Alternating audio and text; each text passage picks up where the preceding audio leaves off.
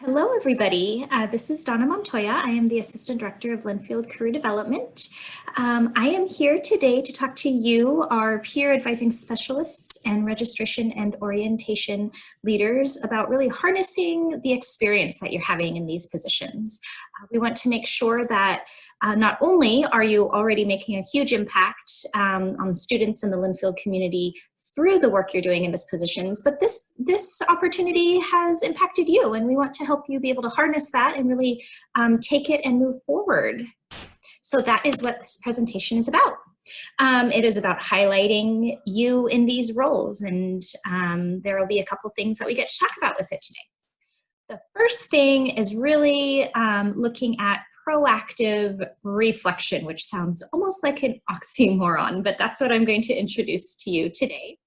It's the idea of really, as you're in the role and doing the role, when it is most top of mind, to be able to highlight what you've been doing in your activities. So one of the things I encourage you to do is really actually review the job description again. I know that you took a look at it and got super excited about the position when you were applying. I know that most of you came to the Career Development Hub to get your resume critiqued for these positions. It's time to take a look at it again. There are things in the job description where you can go, yes, I've done that. Oh my gosh, I've done that. And these are the things that are top of mind. It can help you take time to really connect to the reality of what you're doing. So sometimes we do some positions in our jobs or some activities where it kind of goes under our own radar. We just do them as part of the job and move on. When you take a look at the description, you realize just how important it is and how vital the skills are that you're using to do those activities. So this is an example. You don't have to read all of it. You all have your own copy, but this is from the peer advising specialist job description. So as an example, as you go through the position, I really encourage you to actually highlight or circle a couple of the responsibilities and requirements of the job that you really do really well, and you know that they come top of mind as really great examples for who you are as a professional and how you've made an impact. And so that's how you can use the job description there. Here's an example for the registration and orientation leaders. So we have I had a couple different examples here. So looking, in summer and fall, what have you been doing? Oh my gosh, yes, communicating throughout the summer.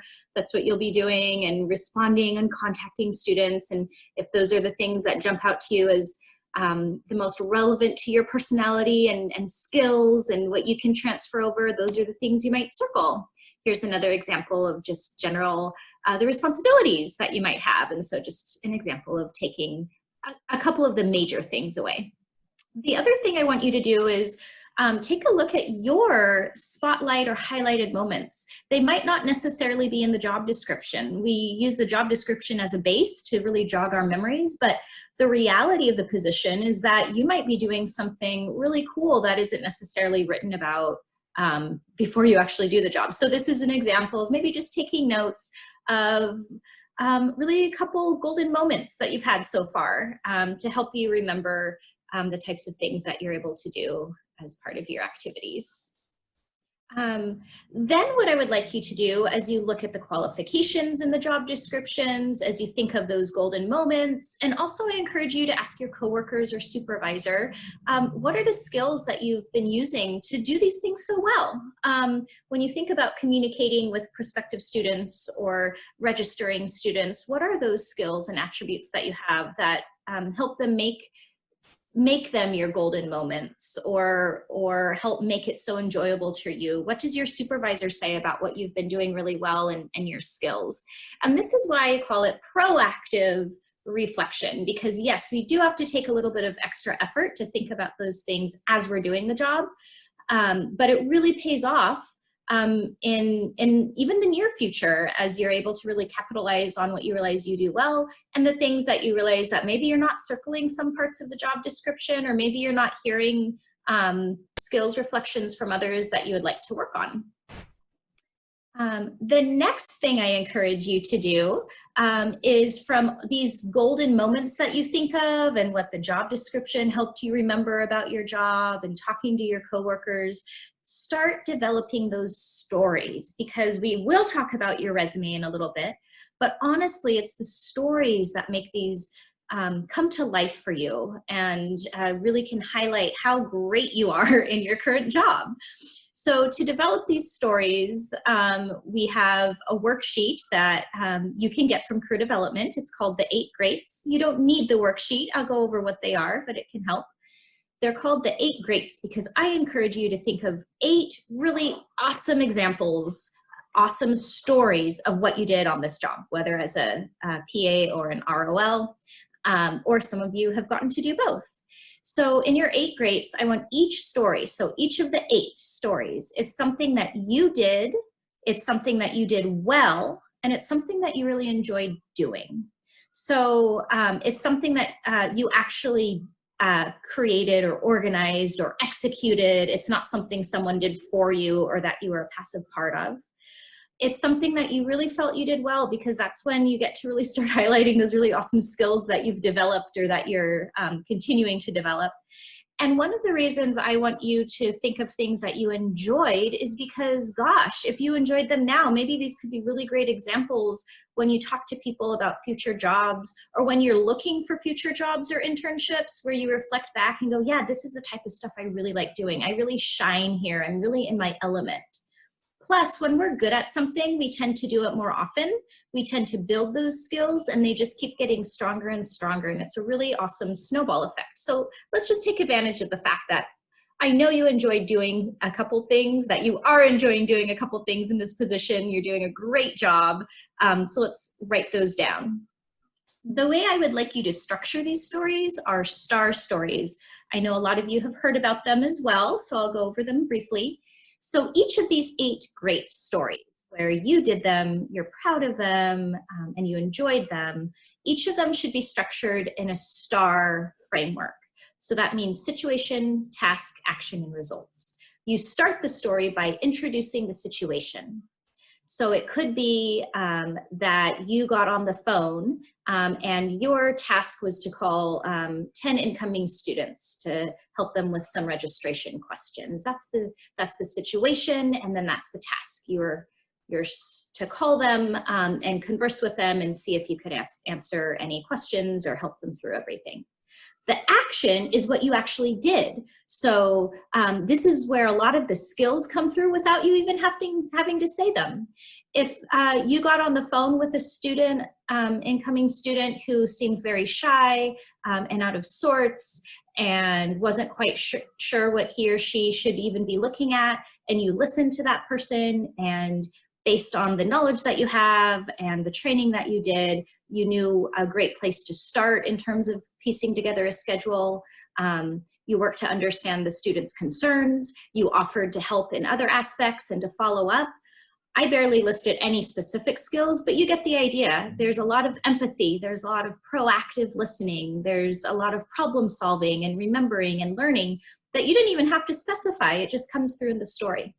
And then the last part of the STAR story is the result. And this is why we like to think of these all ahead of time. We want a positive result.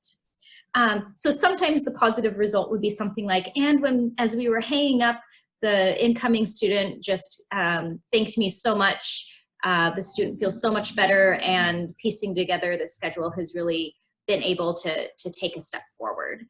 Sometimes the results may be that you learned something. Sometimes the positive result may be that you got out of a sticky situation, or that you made a good situation even better. So whatever it is, just make sure that in each one of these 8 greats, you do have a positive result at the end.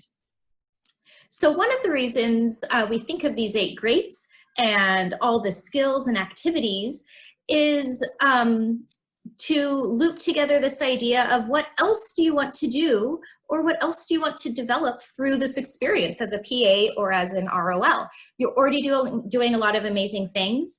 Through this, are you starting to identify some skills that maybe you shy away from, or that you wish you knew better, or that maybe you would like to just develop a little more? And then the next question is, how do you proactively do this? Do you ask for specific training? Do you offer to take on an extra project that's out there? Do you challenge yourself every time you do this one skill to do it to a certain level or to push yourself every more? And it's really great to have an action plan. The reason I suggest doing this is because now is the perfect time to think about this. You're a couple months in and you still have a couple more great months to go in this specific job. So if you think about it now, you have a great chunk of time in the near future to take action and to actually do something about this. It also allows you to talk to your supervisor or your coworkers so that you can get things squared away and really develop yourself in your career steps as the professional that you are. And so taking that, we look towards the future again, to connecting all of this with your resume. So one of the main important things of today's presentation is to really gain stock of what you've done and the skills that you're developing and what you enjoy, what you would like to develop more. The other piece is connecting this to your future opportunities. How are you going to be harnessing what you did and what you're doing into a really competitive, amazing resume and cover letter as you look towards applying for future internships and future jobs? So that's what we're going to do right now. I am going to go over briefly some of the points about a resume, and I know that a lot of you have gotten this already. So I just want to say that a resume should immediately be effective. You have about 5 seconds to make a really great positive impact. You don't need a cookie cutter approach. In fact, I shy away from using actual templates. They literally box you into the boxes and give you titles for sections that may not be appropriate for you. If you like what a template looks like, recreate it on your own. Here are some other style do's. The main part is make sure that you proofread everything. The last check mark on the presentation right here got through spell check. And make sure that it is easy to read because there are only a few seconds to catch the person's attention. When it comes to your header, the very top of the resume, you want your name to be the biggest and boldest part of the header. You do not have to put on your street address, and actually we suggest to put on your linfield.edu email as well. And we'll skip over very quickly. Just make sure that when you do know that you're applying to a job, that you answer your phone always in a business-like manner. You never know who might be calling. And this is an example of what not to do for your email. Okay, so let's get on to the other part of the resume and where your PA or your ROL positions really start to shine. You do want to know what you're applying for. You don't always have to put on the objective, but if you have space, it's nice to know that the reader knows exactly what the position is you're looking at. It also helps ground you. When you're thinking about what to highlight in your PA or ROL or any of your other experiences, having the objective at the top is a really great way to always go back to, okay, is this going to show how I can do this position even better? Is this going to connect me even better with this company or industry? Under your education, this is a really great example of how you might structure your Linfield education. I'll let you take a look at the bullet points there for a moment. And one side note is that you really do not need to put your high school on there unless there is a specific reason where you want to connect yourself back to that town or that high school.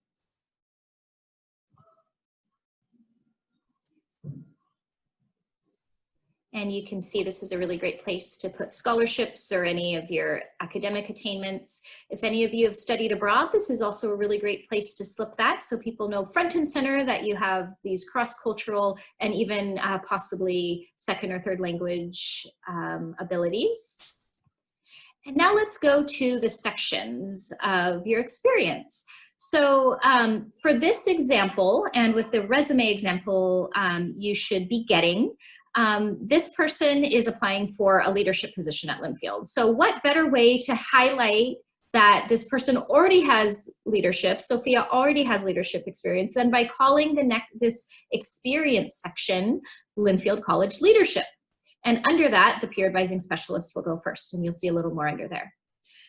If you happen to be applying for maybe a counseling internship, then maybe your top experience section would be something about psychology related experience or community service related or counseling related experience. In each experience section, you will go reverse chronological order, which means the thing you're doing right now goes at the top. The experience you had a couple years ago is going to go at the bottom of that section. You might have a couple different experience sections. So now we get into an example of what you might do to really highlight what you did as a PA. So in this case, Sophia took a look at the job description. She really went back and highlighted for herself some of those golden moments, what she enjoyed the most. She's thinking about what the objective might be. So I don't think it's up here, but she's applying for a Senate position for Linfield students. And so she really wanted to make sure that she could highlight things like teamwork, customer service, collaboration, active listening, and mentoring, because she thinks that's probably going to be important. And so what she did was take her 8 grades, looking at the job description, the notes about her highlighted moments, and then she compared it with what she needs to do to be a really great senator at Linfield. You want to begin your descriptions using action verbs. And in the first bullet point here, you can tell that she put kind of a qualifier, building upon attentive work and internal customer service skills, collaborated with other peer advising specialists.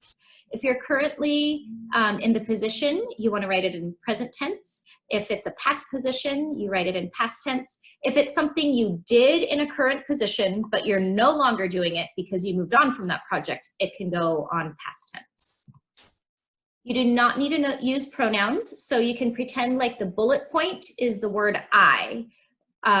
So building upon attentive teamwork and internal customer service skills, I collaborated with other peers. I mentored registration and orientation leaders. So there may be a couple other sections in your resume, and the example that you will be given shows how to use those sections to your benefit. My advice is to really look at the job you're applying for and see the couple of main factors of what experience, what skills do you need to bring to the job that would make you the most qualified. And then you can kind of structure your experience sections that way. You can always put something like relevant experience, and I want to use this as an example of what not to do. This is what not to do. What this person did was the first step of this presentation, which basically went through the job description and listed out the job description. That's what we don't want to do, because it doesn't describe how or how well or how it implemented new things or how it was a great achievement. It just lists the tasks. What you want to do, and this is the exact same job, is yes, take a look at that job description, but then go over those other pieces of how did you do things and those stories and those highlighted sections. And then you fill it in to what's a little more relevant to what you can bring to the table, not what you did at your past job. Activities and community involvement is another great section of your resume, and use the same rules as we would use for the other experience sections. So I'll let you take a look at this for a moment. And here are some ideas for any other sections. Some of you might be doing a lot of academic research. Some of you may have been part of productions or have produced videos. Some of you may have done presentations at academic conferences. So moving on from that, I want to briefly talk about our cover letters. You want to make sure that the cover letter overall is a call to action on why you were writing to them. And that reason is because you bring really great skills and experience that will benefit the reader and the company that you're applying to. So yes, it is about your experience, but it really needs to be framed about, okay, well, this is what I've done in the past, and this is how I know I'm going to make a positive impact to you in the future. This is an example of what Sophia may write to be part of the ASLC Senate. And you can see specifically in the middle section, this is where she highlighted just a little bit of her peer advising and ROL experience. And so I encourage you to put pause and just read this really quickly just to see how she looped them all together. As you can tell, she really looped it back to how this would be part of the Senate and how it would help serve the Senate and the Linfield community. The cover letter is your chance to show your personality and how you do the skills and what your interests and values are, and really show how you're connected to the job. Your resume is a really great overview of what you've done, but your cover letter is the one that can really speak to the reader.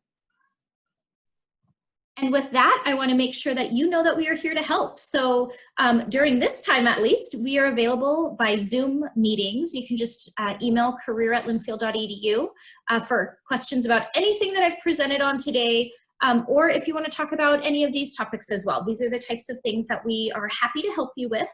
And all you have to do is email us and we can schedule a Zoom meeting.